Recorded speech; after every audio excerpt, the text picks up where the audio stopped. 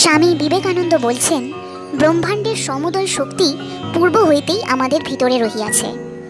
আমরা নিজেরাই নিজেদের চোখে হাত দিয়া অন্ধকার অন্ধকার বলিয়া চিৎকার করিতেছি। হাত সরাইয়া লও, দেখিবে প্রথম হইতেই আলোক ছিল। অন্ধকার কখনোই ছিল না, দুর্বলতা কখনোই ছিল না।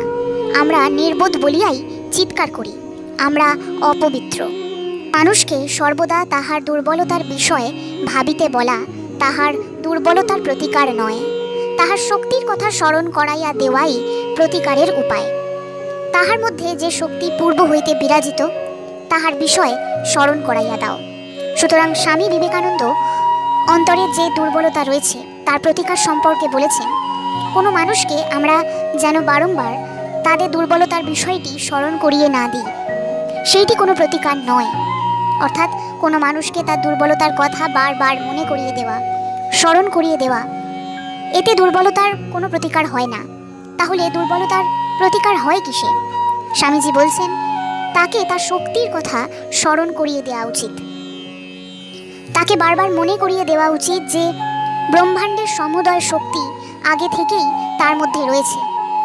সে নিজেকে দুর্বল বলে ভাবছে, তাই সে দুর্বল। যখন সে নিজেকে সবল হিসেবে বিবেচনা করবে, তখন থেকেই সে সবল হয়ে যাবে। স্বামীজি বলেছেন, আমরা নিজেরাই নিজেদের চোখে হাত দিয়ে অন্ধকার অন্ধকার বলে চিৎকার করি। তাই জন্যই আমাদের চারপাশ আরো অন্ধকার দেখায়। আমরা যদি নিজেদের চক্ষু সঠিক উপায় উন্মিলিত করি, অর্থাৎ নিজেদের দৃষ্টি ভালোভাবে খুলে সবটা ঠিকঠাকভাবে দেখতে চাই, তাহলে দেখতে পাবো যে জগতে প্রথম থেকেই আলো ছিল, অন্ধকার কখনো ছিল না, দুর্বলতা কোথাও ছিল না। আমরা নির্বোধ বলে নিজেদেরকে ক্রমাগত বলে চলেছি যে আমরা দুর্বল, আমাদের চারপাশে আলো কোথায়, অন্ধকারই সব, আমরা অপবিত্র। তাই বন্ধুরা, যখন কোনো মানুষের সাথে কথা বলবেন বা মিশবেন, তাকে বারংবার তার দুর্বলতার কথা, তার অক্ষমতার কথা স্মরণ করিয়ে দেবেন না।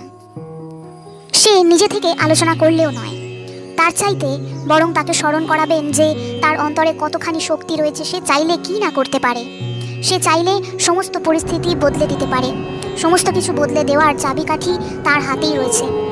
সে মোটেই দুর্বল নয়, সে কেবল তার শক্তিকে চিনতে পারছে না। তাকে চিনিয়ে দিতে হবে যে তার অন্তরে শক্তি রয়েছে, সমগ্র বিশ্ব ব্রহ্মাণ্ডের সমুদয় শক্তি তার মধ্যে রয়েছে। তার চারপাশে কোথাও কোনো অন্ধকার নেই। সে ভালো করে চোখ খুলে দেখলেই বুঝতে পারবে যে তার চারপাশে শুধুই আলো রয়েছে। সে মোটেই অপবিত্র নয়, সে মোটেই দুর্বল নয়। তাকে জানিয়ে দিতে হবে তার অন্তরের আসল শক্তির উপায়।